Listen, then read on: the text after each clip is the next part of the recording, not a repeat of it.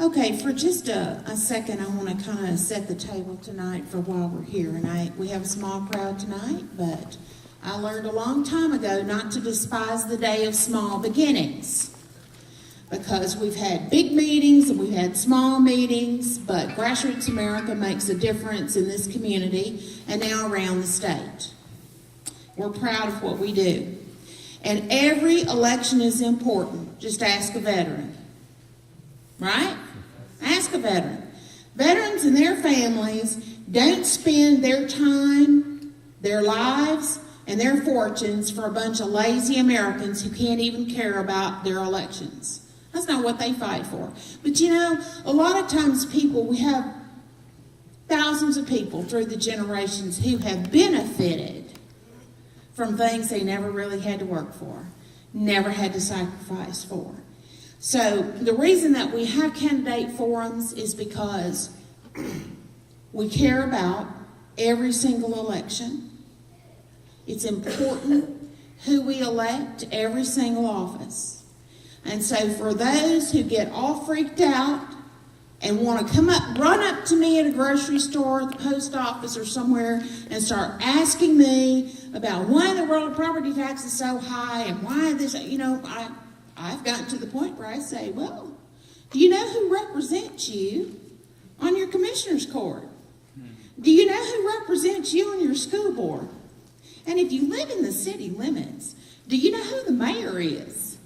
Do you know who represents you in your city council? And if you can't answer those questions, you might want to start running in the opposite direction if you're going to have a substantive conversation with me about property taxes. You know what? We need to be informed, and we don't need to be lazy taxpayers. We need to care about what people are doing and what their intentions are when they run for office and what they intend to do when they get there. So, why is the mayor's race important? It's important because historically in Smith County, the leadership of the largest municipality in the county, that being Tyler, sets the tone, the political tone for our area. That's pretty important. It's important who's at the head and who's setting the tone. The direction of local government is extremely important. If you look at the backdrop, of which most people can't on a daily basis ignore the fact that our federal government is approaching $18 trillion in debt.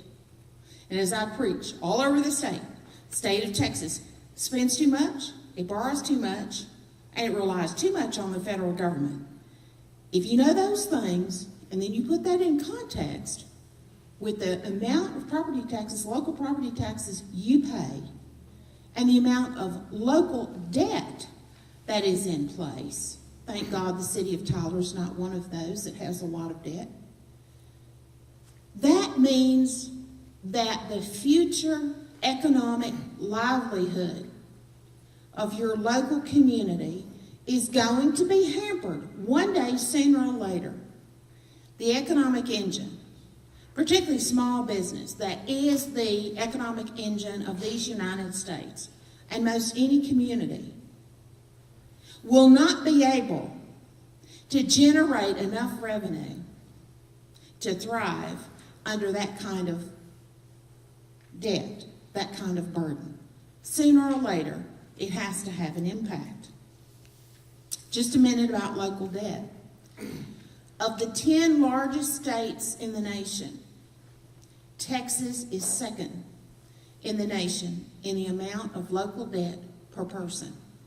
We are behind New York, but we are ahead of California. And here are the numbers. New York has $8,744 per person in local debt. Texas is $7,400. California is about $6,500. So let me say this again. When you look at the total amount of local debt per person across the United States, Texas is number 2 in the nation in the amount of local debt per person.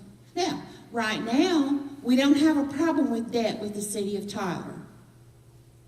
That may not always be so, right, Mark?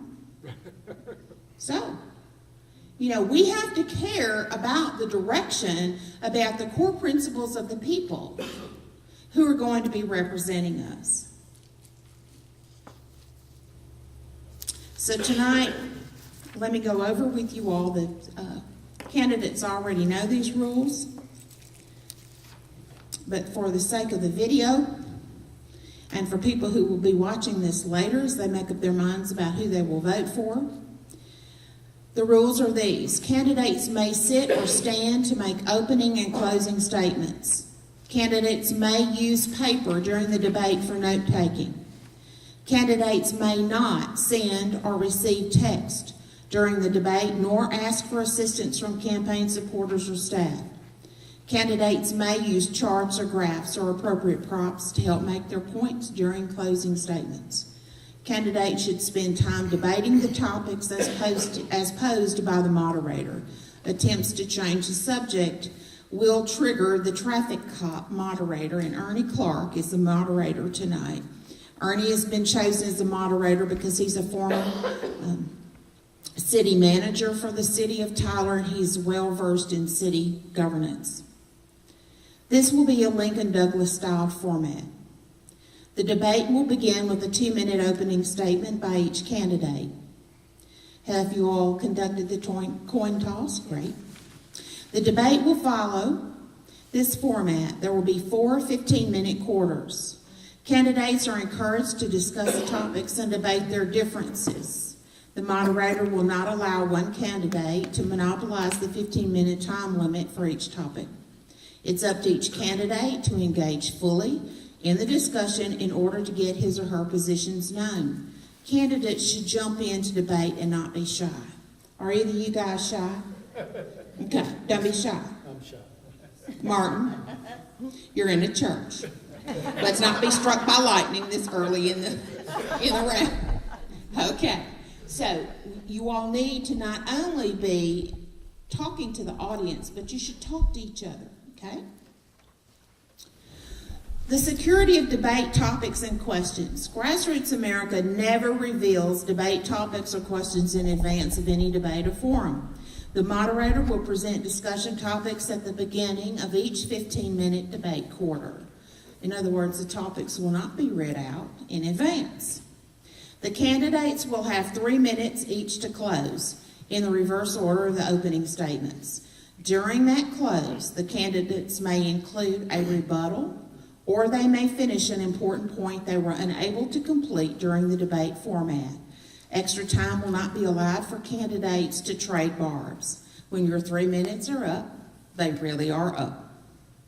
And if the discussion topics that we have selected for the 14-minute quarter don't cover the entire hour, in other words, if these guys finish up fast, guess what? We have extra questions prepared.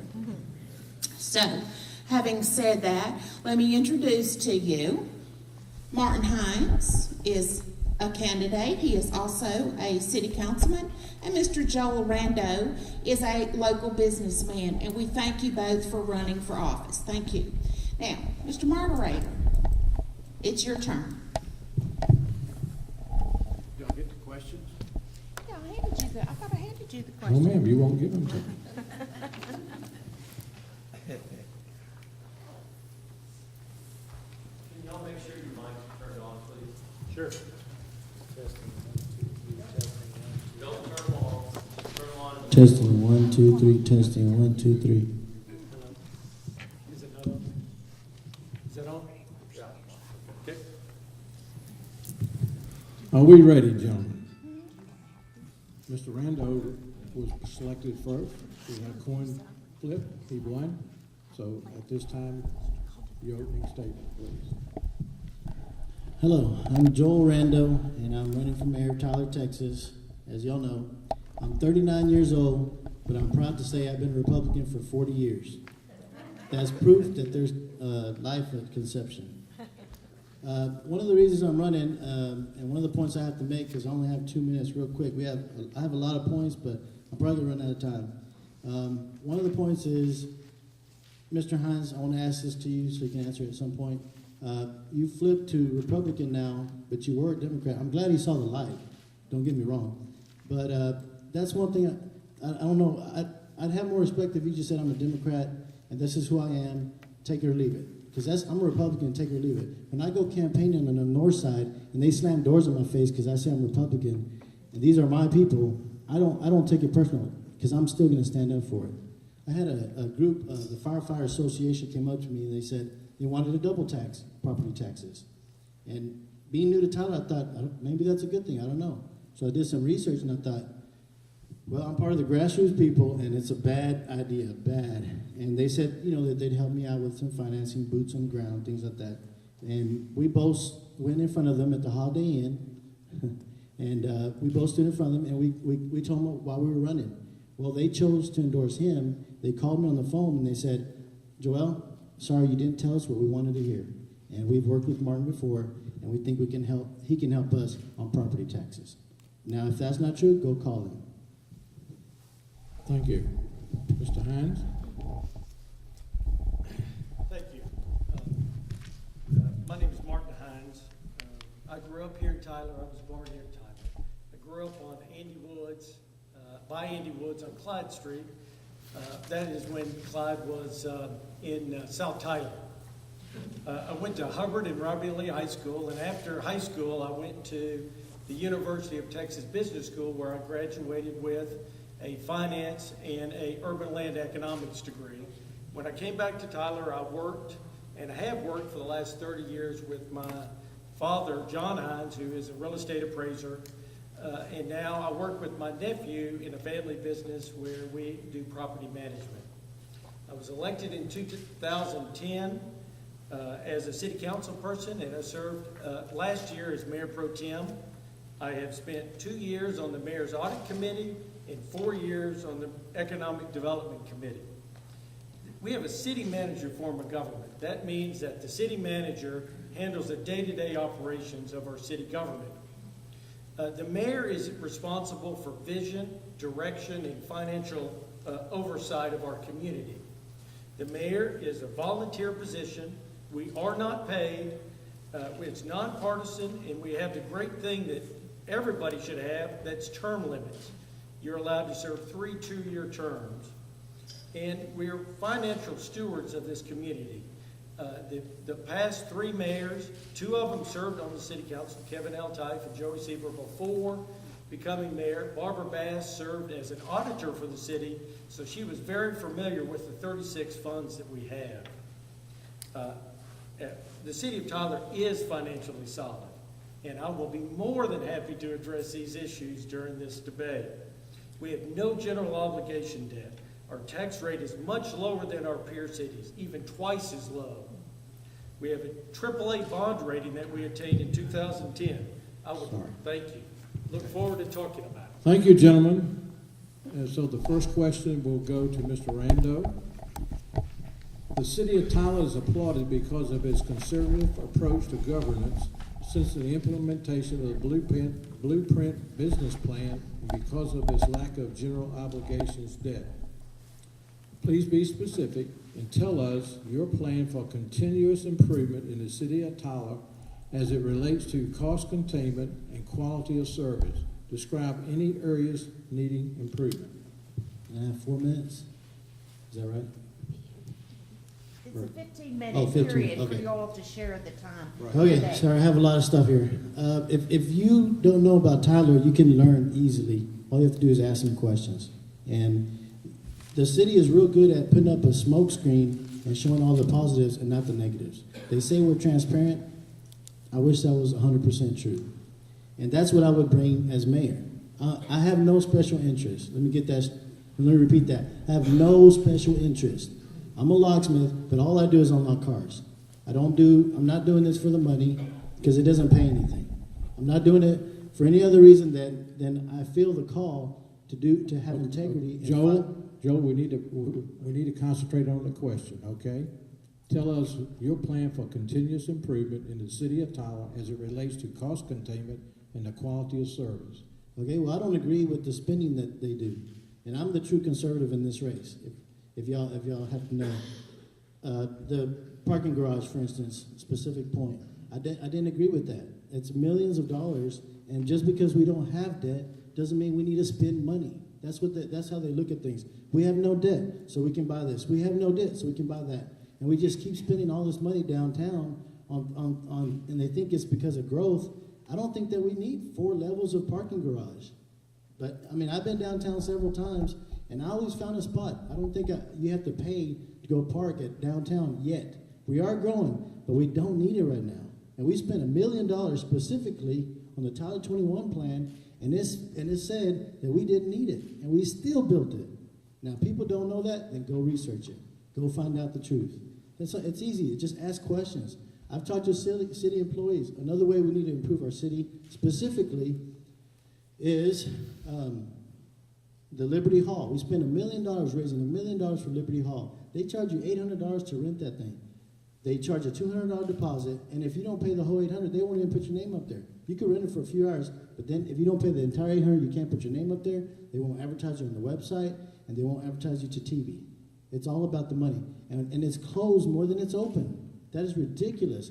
If we spend $1 million raising $1 million, we should use it so much that we're having to pay another $1 million to refix it up because we've been using it so much. That's specific points. And all you have to do, I went to the Mayor's Citizens Academy, and this is where I found these things out. The mayor, Barbara Bass, has a Citizens Academy you can sign up for. They've extended the deadline right now. You could go to this class and go to each department and find out the truth. You can find out where we're spending. And these smoke screens that they say AAA bond rating is great. We got it reaffirmed on the 19th of March, which is great. Fine, we got a AAA bond rating, no general obligation debt. But that doesn't obligate us to spend. We keep spending, we're going to hurt ourselves. Okay, Joe, let's, Okay. two things. Improvements. One of them he's challenged you on is the parking garage. Sure. Okay, let's hear about that. Can I answer your question? Sure, first? go ahead. Okay, the question It's continuous improvement. well, it's about the budget. It's about how we control cost.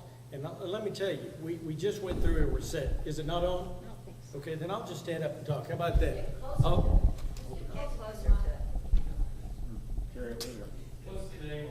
It wasn't on. That would help, Mark. Yes. So now. Okay, so There it is. let me be very clear.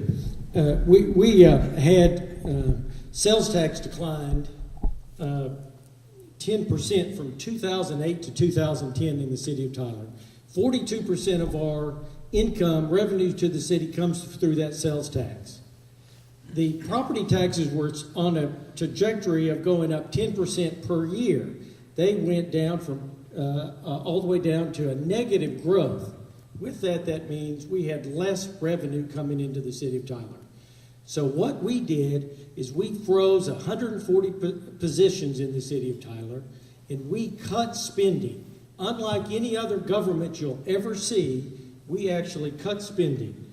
Our budget, we decreased from the 2010 budget to 2011, we decreased it by 6.5%. So we'll continue doing exactly that, being good stewards of the money. If we do not have the income coming in, we will cut expenses. And I will let you know that in 1985, we had 900 employees in the city of Tyler. Today, we have 775 full-time employees. The population has increased 37%. Our employee number has dropped 14%. That is conservative government. I am not going to talk. I'm going to show you what we've done. And we have a good conservative record. And does the AAA credit rating mean something? There's hardly any cities in Texas that have that.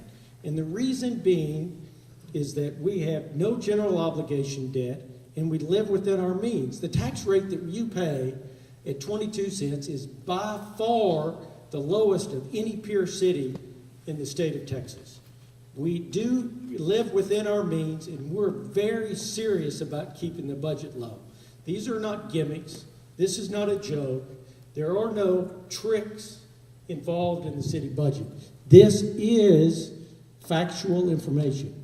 We run a very tight government, and I will tell you that I was proud to go with Jason Wright to do the negotiations directly with Standard & Poor's and Moody's to get that AAA bond rating reapproved. And it was that they were shocked at the level of expertise that our city manager had and our CFO with the amount of data that we took in. They said they've never seen that. They've never seen two council members be able to walk into a meeting and describe the budget, the expenses, and the revenue to the point that they were excited to give us the AAA credit Okay, rating. and Mark, This is not by accident. Okay, now go back and, he's asked a question of you about the garage. Is Yes. that a good Well, expenditure to explain to us? He brought up two things. First, let's go to the Liberty Hall. Okay. Liberty Hall is completely, if not all, that $1 million he just talked about, that was private donations. That was not your tax money. That was a private donation to the city of Tyler to do the renovations. We would not spend taxpayer money remodeling that building, and we did not. Since we started the half-cent sales tax fund, in other words, we're paying cash for our capital improvements. And I can tell you, the list on that capital improvement plan is huge. There have been up to 180 items on that list. So the needs are much greater than we are going to spend.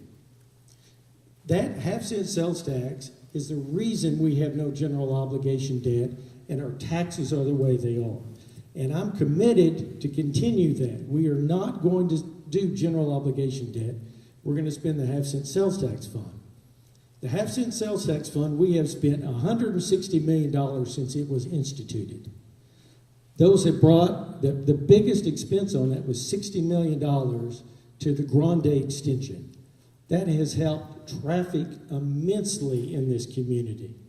And instead of us going out and doing big bond elections to pay for a $60 million road that no telling how much interest would have been tacked on, we have a half-cent sales tax fund that pays for it. Okay, look. Of the $160 million that has been spent, Ernie, Okay, I understand. no money has been spent downtown. I understand that. You're talking about a parking garage, right? Yeah, he asked the parking garage. I'm trying to get him back into the debate, so you will answer him so he can get back in. Good. Okay, so the parking garage is being funded with about $4.5 million out of the half-cent sales tax fund and some from the oil and gas revenue that is cash that we have. That parking garage is the only investment in downtown that the half-cent sales tax has ever made. We have been asked to do all sorts of site improvements, trees and sidewalks. I'm sorry, we haven't done any of that. This is the only expense. And is it needed? Yes, it's needed. Is it something that is the most popular item? The answer is no. We can also go into the question of how many parking spaces are needed. The problem is, if you know anything about business, you know that you can't add on to a parking garage later. So you have to oversize a parking garage. Do we like it? No, we don't like it. But if we're going to do proper planning, which we are supposed to do good financial, smart planning for the future, there's no reason to spend $3 million for a parking garage and not get enough space for the future. Okay, thank you, and we'll let Mr. Rando take whatever he exceptions of what you said, and we'll see where we go. Well, y'all been here longer than me, and y'all have heard that we've had the AAA bond rating forever, so we all knew that. We all know that we have no general obligation debt. We all know about the half-cent sales tax. But what we don't know, what is easy to find out if you ask people, is if you go through the Mayor's Citizens Academy, this is what I learned. I went to each department and found out how it was run. And then on the side, I took them to the side because they wouldn't let us talk to them in private. I took them to the side and I said, what does the city really need? And they said, we need employees. They keep cutting our employees. They brag about it. I'm glad you gave that 900 and now we have 775, a reduction of 14%. We have more parks than we've ever had. We have a bigger city than we've ever had. We keep growing and they keep cutting employees. That's not me making this up. This is facts. This is, if you can ask any employee, they tell you the same thing. we need help. We need help. And they don't get it to them. We need help. I have an answer for that. I have a solution. I think outside the box. I'm a businessman. I know how to handle certain things like that. And my idea for that, and I'm sure it might have a few holes, but it's a start, is if we had internships. I was at UT Tyler talking to a professor in construction, and she told me if we had internships in each department, especially her department in construction, these people would have experience, and when they got out of college, they wouldn't just have a piece of paper. They'd have experience. I worked for the city of Tyler for 4 years, and I helped in this, and they would have actual, tangible experience that they could use to get a job. And at the same time, we could have help, because these employees, they go overtime, and they go past the budget on overtime. I know for a fact. They have a specific budget amount of money, they've told me, and they go over 3 or 4 times on overtime money. Okay, well, Joe. Hey, would you two look at each other? This is getting warm. I can feel the heat up here, and I love it. Well, go ahead. I would say, I'll just start off this segment by saying, you can't just say that you're conservative. You have to be conservative, okay? And that is exactly what we have done. We have made the city, with the Tyler Blueprint that we started in 1997 and have continuously stayed true to, we have lowered the number of employees in this city because we're more efficient. The City University, the Lean Sigma, we're more lean and efficient. And because of that, we have less employees. And I will tell you, that is part of being conservative, is learning ways to be more efficient and do the job right. That's what the councils have done in the past. That's what my council has done. And that's what I'm going to do in the future. We're going to keep that budget lean. And by the way, the fire department did not say that at all. You are incorrect. Let me tell you, young man, okay? The fire department has never said they want to raise property taxes. They have never requested that. Okay. Well, All right. I will tell you, I take great offense, because there again he talks about wanting to do more employees and the complaining employees. I will tell you that our fire department, our police department, are very dedicated employees to this community. Because we have a less number of employees, the firemen work harder, the police department works harder, our staff works harder, and they are bought into this lean, efficient government. And so I'm proud of them. And to say that they are looking at trying to raise property taxes, I can assure you there might be people trying to raise property taxes, but I can guarantee you that it's not going to happen. Okay, Barton, And I will tell you that we're going to stay lean and conservative. we got the point. We're going to go to the second quarter now. 1 minute left. 1 minute left. Okay, real quick. We'll give it up. You'll give it up. Let's go to the second question. And Mr. Heines, you gonna field this first? Great. Suppose the federal government continues to tax and borrow until the national economy is severely damaged. Suppose the state of Texas is forced to reduce its reliance on federal funds that currently make up 35% of the state budget. What does this mean for local governments, and in what particular, what would it mean for the city of Tyler? What would be your approach to governance in the midst of such a fiscal change? Well, the nice thing about the city of Tyler, we are not dependent on anybody. And I will tell you that we get some federal funds that come through the city of Tyler. Most of them are going to come through the HUD department, and it's to the tune of about $8 million a year. Then we're going to have more money coming in from the transportation department, and then we have the FAA that's sending us money for our airport. If you remember last year or the year before, the federal government decided that they were going to cut our air traffic controllers.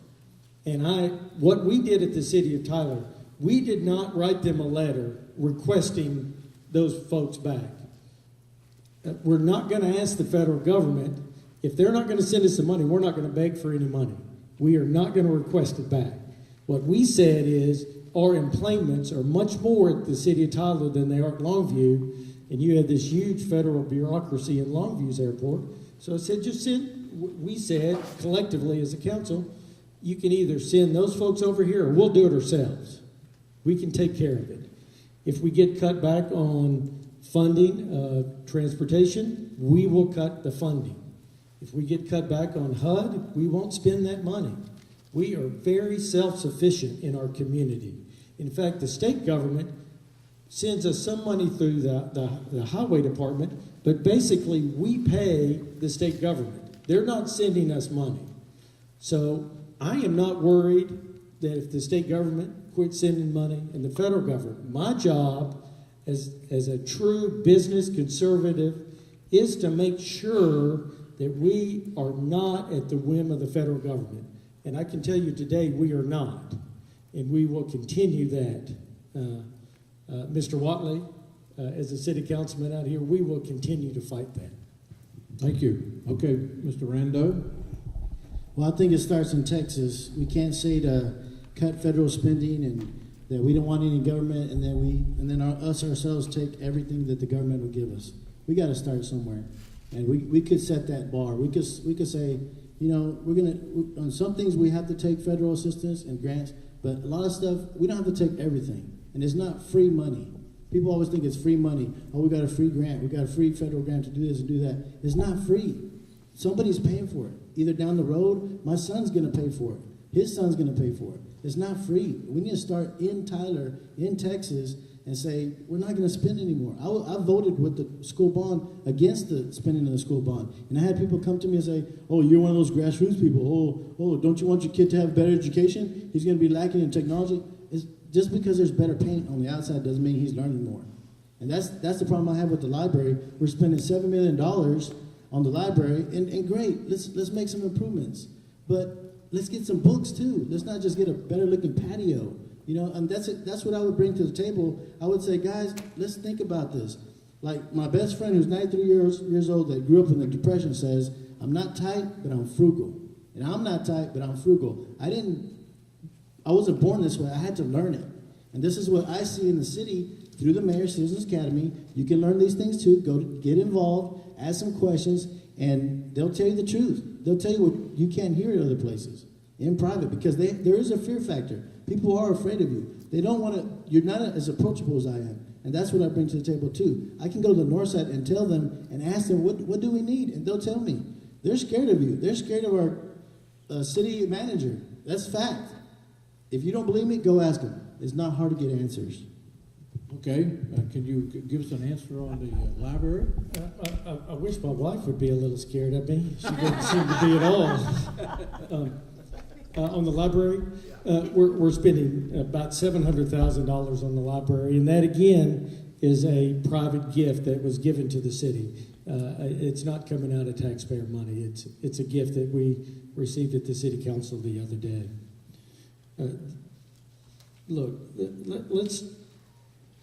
let's just be clear. I want to describe some things that we do and we stand up for at city government, and he's welcome to say, but I will tell you that y'all remember the drought where the state sent in a water master. It's not about money, but it's about what they were telling us to do, and that is to leave our dams open at the lowest level so the water could go downstream to Port Arthur. We stood up for our water rights. We said, no, there is no way that you're going to take our water. You're going to have to sue us. You're going to have to come get it. We're not going to do it. Every day in city council, we deal with private property issues when it comes to planning and zoning. This council has a clear record of defending private property rights and allowing people to use the property the best they can for their own purposes. We have the lowest tax rate. I mean, that's the telling story right there. Everything leads back to a tax rate so much lower than our peer cities. We cut expenses during the recession. We maintain low business regulations. Because we have a low number of employees, I can tell you that we have interaction on a consistent basis with the city manager discussing and making sure that we have less and less business regulations on folks. We want a free enterprise system to work in this community, and we want to enhance anybody's entrepreneurial spirit. We adopted something called the IEBC, that is the International Existing Building Code. So when you go to remodel older buildings, it is easier and less expensive to the property owner to do so. We have the no general obligation debt, and that is a big deal. That's a big deal. I'm not going to diminish the importance of that, and I'm not going to diminish the importance of that bond rating. And those capital improvements that we talk about through the half-cent sales tax, that's not even the full story. I will tell you that another fund we have, of course, is we sell water. That fund right there, this year we are spending $12 million from a $35 million revenue source on improvements to sewer and water systems that are existing, plus some new booster stations to take care of some growing areas. The dam at Lake Tyler, it is not by accident that we have $4.5 million cash saved up in a bank account to pay for that work.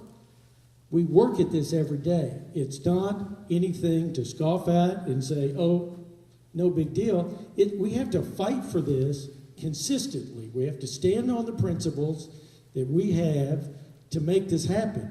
It is not just a theory in business school or some theory that somebody in Washington has come up with.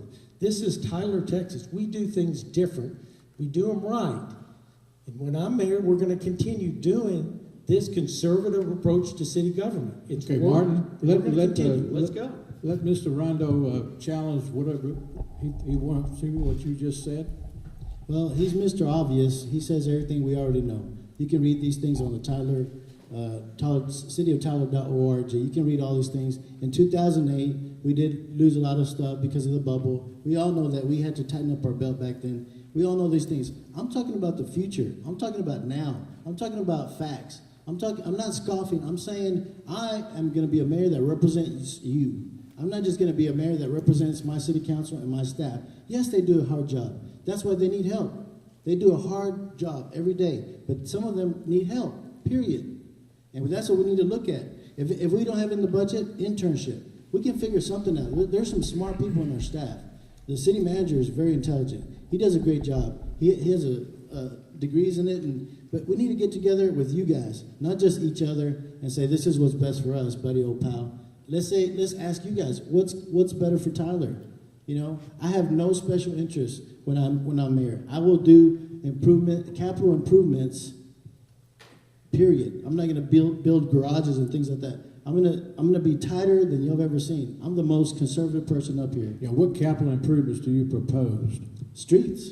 Okay. We have some bad streets, and we are doing a better job fixing them. I'm glad we fixed Broadway, North Broadway, but that's the biggest complaints is streets. And according to Tyler 21, we spent $1 million on Tyler 21. The first thing that the city say that they want is traffic congestion fixed, public safety second, managing future growth third, employment opportunities fourth. There's a line of an order of which people voted, and number 13 is downtown revitalization. But we spend more money on that. Why? I've asked business owners, Tom Powell. I've asked guys, what do you think about all this spending downtown? They don't like it. They say we're crazy. They say downtown is crazy to be spending those millions of dollars in downtown. And I quote, he says it's like trying to, what do you say, fix a horse with 4 dead legs or something like that. Okay, all right. Okay, well, Mark, can you respond to what he says is inaccurate? I'll say two things. Okay. It's not just stuff that you can read off the website.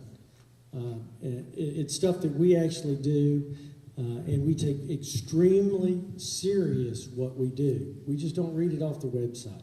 And I will tell you, let me tell you what the capital improvement plans are that are on the table right now that are being funded. We're a little bit behind because we had to push the West Cumberland Road project up, and because we had to, of course, deal with the EPA and the federal government, that project's very slow because of them. But we have set aside, we have $26 million in the capital improvement fund, your sales tax fund. Right now, we are going to spend approximately $20 million on streets on West Cumberland Road.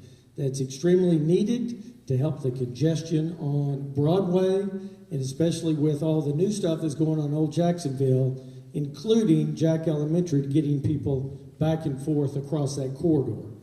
Then we're spending $3 million on a Tyler police station on that new road. Right now, we did a Lean Sigma project on this. The administrative cost is not going to increase by doing a police substation in the south. We'll take some of the employees at the downtown location and move them out south. What it does do, it allows the public much better access to do police reports and any interaction they need to do with the police department. They won't have to drive 20 to 30 minutes to go downtown. Also, the police department will have vehicles there. Instead of an employee driving downtown, getting a car, and then driving all the way back to South Tyler, those cars will be there. That's public service. That is one of our core functions. And that's why that capital improvement is extremely necessary. We're doing the pavement enhancement project. We're spending $2 million a year to upgrade streets. We have a vehicle that drives around the city with a computer on the back, and it reads 100-foot sections of roads of each street in the city, and it tells us what roads are the highest priority. So we're doing that because we fell behind when we did Rando. Rando was a $60 million project. When we did something that large, we fell behind on some roads. So we're taking care of that. We're doing the steps. And I'm glad you talk about traffic. Traffic is extremely important. Right now, the Shiloh Rice Road intersections are causing backups. And so instead of spending, it was on the books earlier to spend $18.5 million widening Rice and Shiloh Road. We cut that project back to $3.5 million, where we're going to each of the intersections and going to make them much more user-friendly so we can move the traffic along faster. So there are smart ways to spend that money, and there is no question that this money is needed on these projects. Those projects happen to all be in the Cumberland Road, the police substation in Shiloh. That's $25 million that we'll be spending within the next year in the southern section of town. So we have to make sure that we equitably, or at some point, look at different areas of the community. We can't spend all the money in one section of town. We have fairness. But the most important thing is, what do we have to do? What is the necessary projects to do? And these are up in South Tyler, and they're huge projects. And they are road projects, and they're traffic projects, because we understand the necessity. Because people approach me all the time.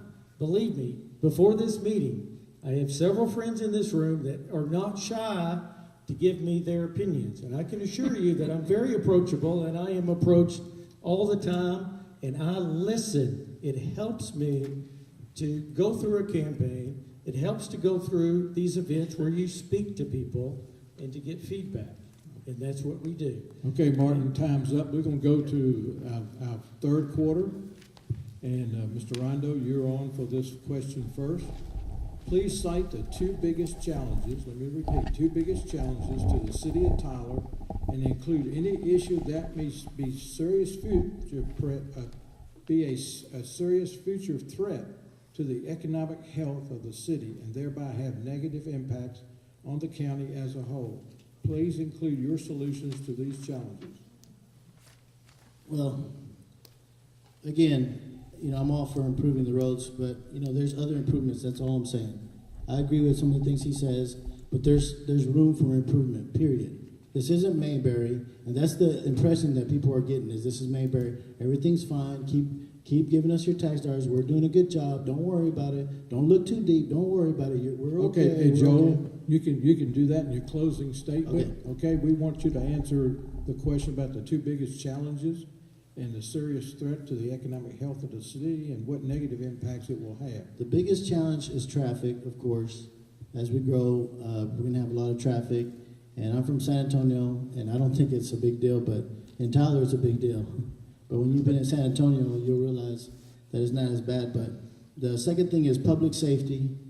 I've talked to Swindle about safety. I live at the Kensington Apartments, and somebody was killed there about a year ago, just two cars down from my car. And and I've talked to him, and they're always at my apartment complex. And I told them to put a substation there; they'd save some gas. But I am in tune with the chief and with the city leaders, and I see the things that we need to be done. I see things like in waste. One of the challenges we have is in waste is if somebody doesn't pick up your trash, you call the waste department. They'll send somebody in an F-150 to go look at it and go, yep, they didn't pick it up. Then he'll call the truck, then the truck will come all the way down to your house, pick up your trash. That's a waste. That's a waste right there. Anybody can see that all you have to do is, maybe they could get their smartphone and take a picture of it. You didn't pick up my trash, here's proof. But we don't have to send an F-150 to go all the way to your house and say, yep, he needs a trash truck, send him out. Then they send a trash truck all the way to your house. That's wasting gas and wasting time. Just simple things like that I see that apparently he doesn't see. It's plain as the nose on my face. If y'all saw these things, y'all would see them. The other thing, too, is employees need help. That's a big challenge. The bigger we get, the smaller employees we have. That's a challenge. If we don't have it in the budget, then we're not doing the budget right. And maybe there's another way we could do it. But maybe we could ask you guys. Some of you guys have degrees that y'all can come in and do some internship and help us out. That's all I'm saying is I'm the mayor that's willing to listen to the people and look at where we can cut costs and look where we can improve. That's it. I'm not saying Tyler's a bad town. I love the AAA bond rating. I love the no general obligation debt, half-cent sales tax. It's wonderful. That's why I decided to run for mayor. I'm proud of this town. But there's room for improvement. And if he says there isn't, then go ahead and try to believe that. That's not true. Okay, thank you, Mr. Rando. Mr. Heines? I would just start off by saying that the two biggest threats, okay, is that we buy into some sort of idea that we need to change what we do in the city of Tyler. This works. The proof is in the pudding. We have the lowest tax rate by far of any of our peer cities. We have a AAA bond rating, no general obligation debt. We have to continue what we're doing. It works very well. Are there ways to improve the F-150 driving? There may be. A Lean Sigma project, discussion about the best efficient use. We can look at those. We look at that all the time. We do City University. We do Lean Sigma programs to see what are the most efficient processes, and we'll continue to do that. However, but to say that we need to change the way that this successful city government is run is a threat to our community and to what we have accomplished in this town. The next thing is, we really haven't discussed the blueprint for success of the city of Tyler. It was adopted in 1997, and it is why we're here today. And it is not an overnight result. These things take a lot of hard work from a lot of good business, efficient, conservative, non-paid, nonpartisan people coming to the table and working at your city government.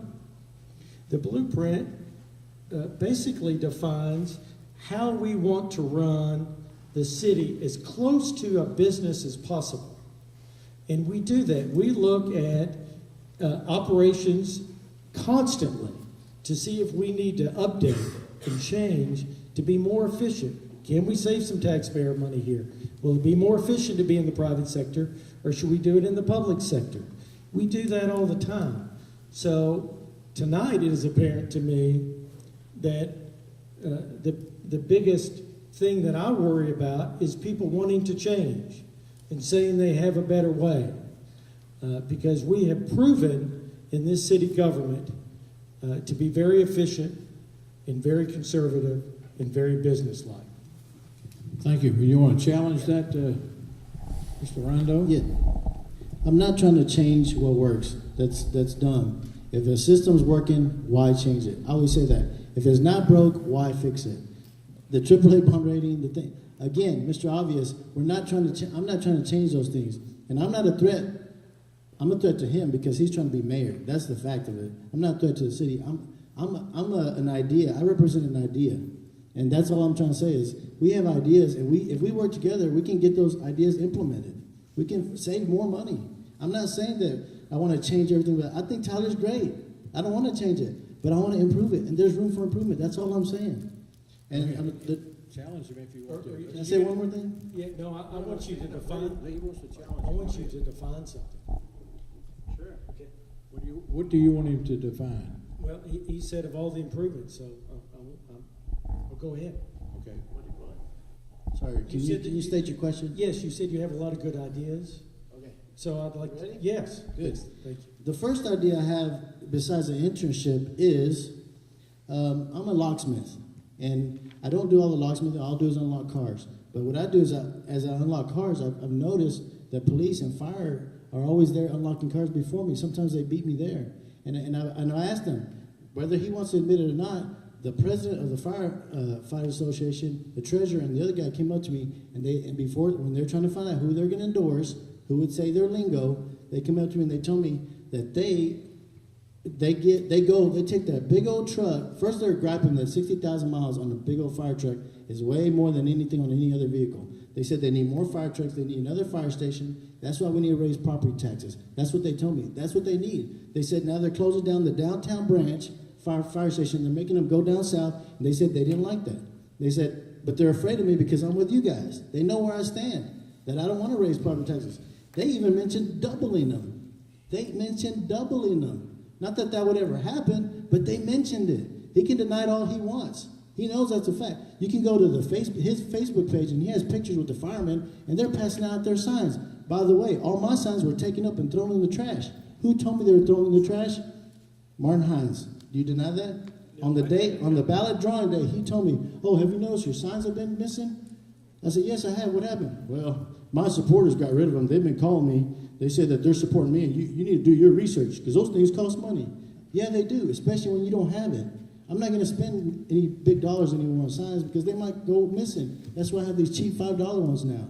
But see, how does that help the city? Does that help the city? Does that help Martin? That I don't know people and I can't put up my signs. But I'm not going to gripe. That's politics. That's business. I just want to make a difference. Okay, Martin, do you have his signs taken down? Of course not. What I did is I had a property owner call me and say that Mr. Rando is putting signs on my property and he doesn't have permission. And one of them asked for his phone number, and I gave him your phone number. Another one said that he had already thrown them away. So when we went to draw, I said, Joel, please be careful and make sure that you call people before you put signs out. Because if you do not, it's on private property, and we're very strong private property rights people in this town. So some people may throw them away, and some might give them back to you. But I've already been told that somebody's thrown them away. And I was saying that because I didn't want you to spend the money and lose that money by putting it on somebody's property that would throw them away. I was trying to be nice. So the fire department, I will tell you that, yes, we are looking at consolidating 2 fire stations, number 1 and number 4. And if we do that, that will be one team, fire grouping will be at that one station. So instead of having 2 groups at that station, we'll have 1. We need to go out on Cumberland Road. We've already been gifted the land on the new Cumberland Road to build a fire station. We have an ISO rating that is 2 of 10. That means it is in the top 1.5% nationally. That is based on a model of how fast fire trucks get to your house or your business to put out a fire. Because we're in the top 1.5% nationally, your homeowner's insurance has been impacted favorably. And the way that we can have that low ISO rating, which helps homeowners on their insurance, is to have that station, that new station out on West Cumberland Road. And so the way to do a new station without including $1.5 million in new administrative fees on a yearly basis is to combine a station, two stations that are very close. That's because we look at being efficient, we look at being careful with your tax dollars. So we're going to combine that and do a new fire station. That is smart, lean, efficient, conservative approach to business. Thank you, and Mark. to Let government. me let Joel respond. Well, they said they didn't like that because that's spreading them too thin. That's what they told me. The president and the treasurer, they said they didn't like that. They said they were spreading too thin, and we need more fire stations. But we don't have the funding, so that's where you get it. They were educating me. I didn't know that's where firefighters got it for property tax, but I got an education. The other thing is, people are afraid to allow me to put their signs up because he knows so many people. You may not think you're threatening, you are. You know, you're scary to some people. I've asked permission from property owners now. Can I please put my sign up? Who are you? Who are you running against? Martin Heines? Oh, no. He works with us with this and that and this and that and that. So where can I put a sign? Okay. All right. Joanne, you have a question? I'd like to say this, we are way out, off topic Right. here, Yes, and thank so let's get on topic and let's leave the back and forth, unless it's a substantive back and forth, let's leave that until the very end, okay? Thank 'Cause you. we need Okay. to stay on Thank you. topic. All right, No let's go. problem. We're going to go to the fourth quarter. Good. And the question, Martin, you will have the first shot at this one. Do you support the continued policy of using the city's half-cent sales tax to pay cash for infrastructure and not for economic development incentives? Please explain why. And the answer is absolutely. I've mentioned it several times tonight, and I will continue to mention this, that it's so important for us never to get back in the pattern that we're doing general obligation debt to build new roads and to do other infrastructure in this community. Because if you do that, you just get behind. That's what the state government's done. That's what the federal government's done. We are different, and we will continue to be different. And the way we do that is make sure that we're only using the half-cent sales tax funds to do those improvements that are needed. Traffic is a huge need. Streets are a huge need. Building the infrastructure like a Grande and this West Cumberland Road and Earl Campbell, for that matter, have changed this community tremendously. We've had a 37% growth in population. We are going to continue to grow. It is our job as a city council and our boards and commissions to make sure that we are not controlling growth. We are not directing growth, but we are staying ahead of where we know growth is going. And we have to think long in advance about what we do. This capital improvement project plan is a 10-year plan. And yes, we take input every year. And it is a very analytical process, by the way, where city staff is now being recognized by several different groups for how thorough they go through the scoring of each potential capital improvement that this city or someone in the city is requesting. Because we have to look at it from a business analytical way. We cannot just let emotions dictate where we spend that money. We're not always going to make people happy. Not everybody's going to like every program, every investment we make. We're not trying. That's the problem that the federal government got into. Okay, we're talking about the half-cent sales tax. Yes, sir. So And tell me about, should the half-cent sales tax be as an incentive for economic development? No. I mean, it's an obvious need. For example, the Shiloh Rice Road, where we cut that project back, where we're doing traffic enhancements. That's what it's for. It's traffic enhancements. You look at West Cumberland Road, that will help relieve traffic on Broadway because you need another east-west corridor to go through to Old Jacksonville to relieve people from driving all the way up to Grande to take a left to get over to Old Jacksonville. That is good long-term planning, and that's what we're doing it for. Okay. Joel, do you need any part of the question? No, I got it. Okay. Yes, I do agree with Martin Hines on most of what he said. I love the half-cent sales tax. It's smart that we did that several years ago, and it's working. I'm not going to fix things that don't work. If it works, it's going to stay the same. Of course. We both agree on that. The no incentives for economic development, of course. But sometimes you have to get emotional. Like Matt Schaefer said, he got tired of yelling at the TV. That's why I'm running for mayor. I got tired of yelling at the TV. If you don't like emotion, then you don't like Joanne Fleming. She gets very emotional when it comes to our tax dollars. That's very personal. And that's all. That's why I'm running, is I want to make a difference. And I love the fact that we run it as a business. It should be run like a business, just as long as it's not an extension of our business. Okay, let me go down. I got some other questions here. Let me see if I can get some different information from y'all, okay? Sure. This is a question. Suppose a citizen filed a criminal complaint against a local elected official. As mayor, would you make sure that the same investigative standards would be applied to that official as those applied to any ordinary citizen? If you believe such a standard were not being followed, what steps would you take with the Tyler Police Chief? The answer is yes. And then that in a city manager form of government, the city manager is the only employee technically that the council and the city manager, the city council and the mayor have.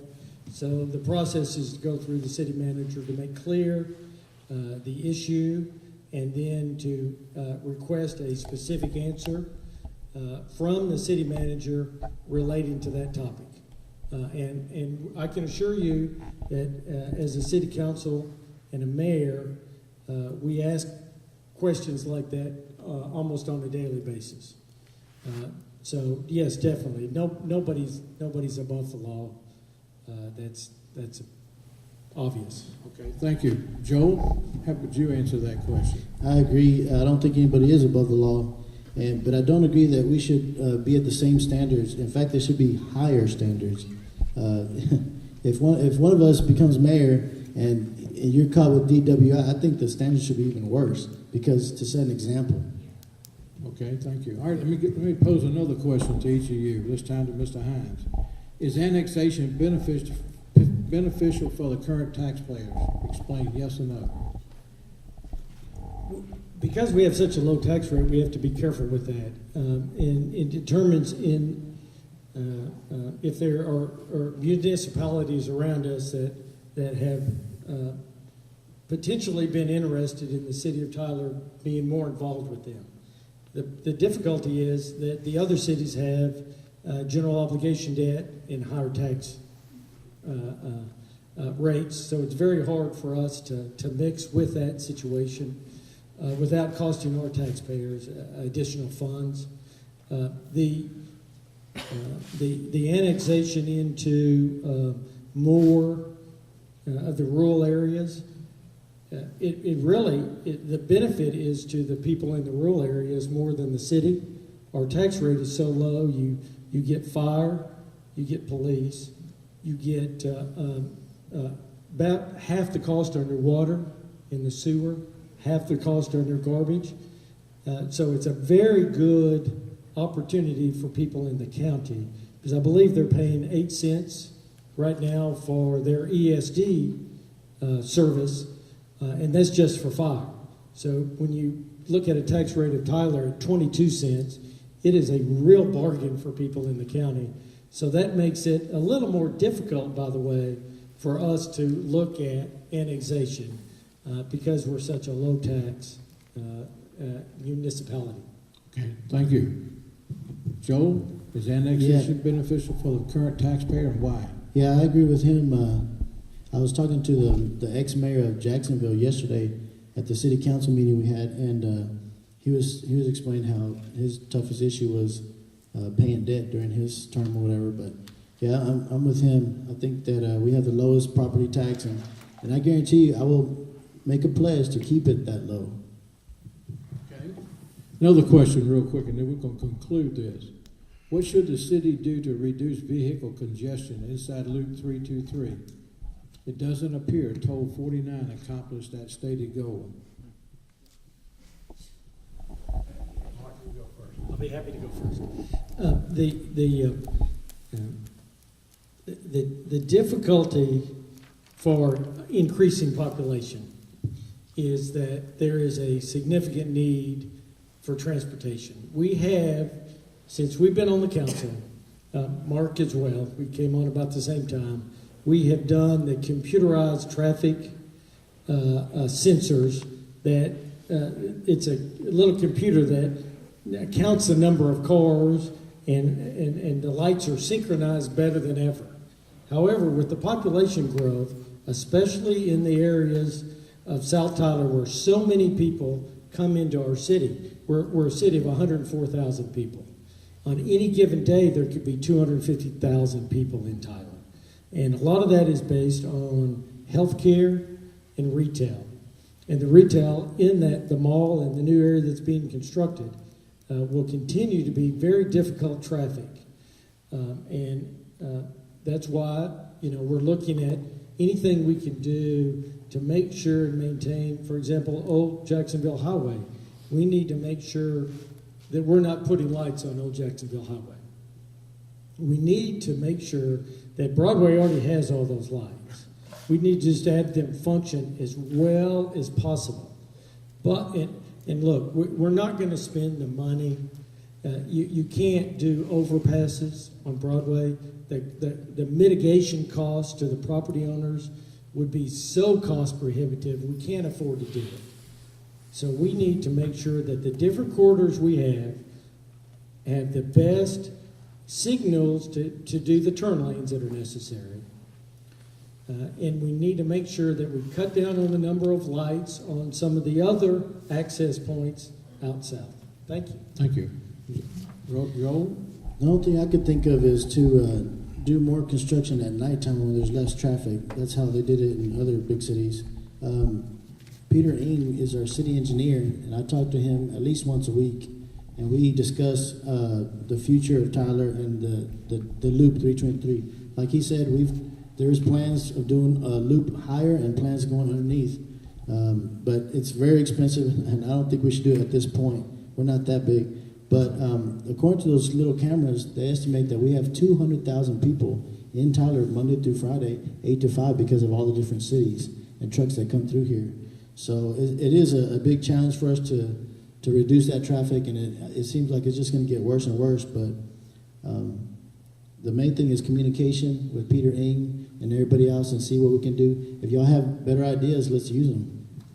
Gentlemen, thank you. That concludes the questions. At this time, we will have your closing statements. And Martin, you're going to go first since you were second. You Okay. have 2 minutes. I want to thank you all for having this debate tonight, and Mr. Clark, thank you very much for helping us. In elections, you have a lot of people that say that they want to change something or they have great ideas. I want to make sure that we continue the successful path that we have made for this community. It's an efficient, conservative, business-like approach to city government, and we're going to continue that. I want to go over a few things that I am definitely committed to continue. We're going to maintain that AAA bond rating. With a pay-as-you-go capital improvement plan, not only with the absent sales tax fund, but in the water utility fund. We're going to continue the Tyler blueprint for success. We're going to keep that tax rate much lower than our peer cities. We're going to continue with no general obligation debt and the tradition of nonpartisan, non-paid, servant business leaders on the city council and the mayor's office. Thank you very much for having me tonight. Thank you. Thank you, Mr. Heines. Mr. Rando? How are y'all? Debates are not fun, trust me. It's not fun being up here. I do not want to do this, but sometimes you have to do what you have to do. Sometimes God put something on your heart to do something, and you have the option to say no or yes. And that's why I'm here. I know that it's God's will that I'm here. I'm a born-again Christian since 9 years old, and I listen to God, and I pray for everything that I do in life. And I do make mistakes, but God is always there to take care of me. And that's what I would bring to Tyler. I would bring God back into city government. And a lot of people are threatened by that, and But that's who I am. I have to give God the honor and the glory. He's helped me live my dream of being a locksmith. I dreamt that. I dreamt of one day not being a W-2 worker. I didn't have a rich family that helped me out. I had to do it on a shoestring budget. In 2007, I had 13 locations from New York to Las Vegas. And I had over 50 employees that I managed. Who taught me that? I have common sense. That's something that's lacking sometimes in government is common sense. I have common sense. I can look at something and go, that needs improvement. And now you can either say, yeah, it does, but it's been like this for a long time, and we're successful, so let's not touch it. You can say that. You can keep on going the way we're going, and things are okay. They're okay. They're not, if I made them sound like they're real bad, I'm sorry. I apologize. But I'm trying to show you the difference between us two. I'm the guy that's looking for the job that's trying to show y'all that I have a heart. I care. I'll listen to people. I'm approachable. I look at God's guidance first, and then I'll listen to you. And if you have a good idea, let's implement it. Let's not stay the same. I'm moldable. I'm pliable. I'm a young man with a lot of energy. I work 24 hours a day because I'm a locksmith. Some days I go 2 days without sleep. That's what I'm going to do for you as a mayor. Give me a chance. Give me a chance to show you that there are some improvements. Tyler's great. That's why we live here. Me and my wife, we came from San Antonio, and we just fell in love with this town. The beauty of it, the lakes, the trees, the hills. It's just so beautiful. And you have to live in Tyler to really enjoy Tyler. You can't tell somebody about Tyler. They have to live in Tyler to realize how special it is. I don't want to change that. I love Tyler. I don't really want it to grow. I'm scared when I see these numbers that we're growing. It's not good to grow sometimes. Our church, I go to Flint Baptist Church, and our church is growing. They estimate us in 20 years to be as big as Green Acres. That's scary to me. But, growth is growth, and I'm the mayor for the job. Trust me. I know what I'm doing. I have faith in God, and I'm the mayor for you. We thank you, gentlemen, for this. Let's give them a hand. It's not easy to stand up here before a group and have somebody to challenge you, and then you have to respond. I can tell you, both of them got sweaty hands before it was over. It's not easy, is it, gentlemen? We thank you, and I'm going to give you Joanne. Y'all just stay here for a minute. Okay. I want to thank both of the candidates for being here this evening, but I need to make a clarifying point here.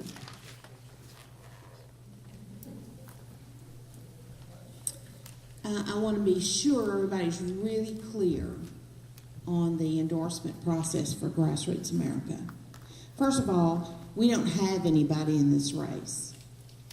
A couple of times, Mr. Rando said, I'm one of you, and I want to make really clear, we have recruited no one for this race. We have no one in this race. It is an even playing field for both of these candidates. Now, this is the first round of the endorsement process, the vetting process tonight. Now, I will get with the board and we will have a conversation as to whether or not we need to bring these individuals in one at a time and question them further. And then we will make that process. It takes 7 of 9 board members to endorse in any race. We made it more than a simple majority because it needs to be hard. When you endorse somebody, you're putting your name on the line, and I'm pretty particular about who I spend my political capital on, if you get my drift. So, also, if we don't have enough votes to make an endorsement, we will sometimes make a recommendation. I'll give you an example. In the Agriculture Commissioner's race, all of the candidates are painfully bad. They were painfully bad going into the primary, and the 2 that are in the runoff are painfully bad, and they both know I feel that way. And they're both trying to rat each other out with me, just, on a regular basis. I'm going, you know what? You better be glad that I don't say everything I know about the 2 of you. So I'm saying this. In this race, I want to be really clear. We don't have a candidate in this race.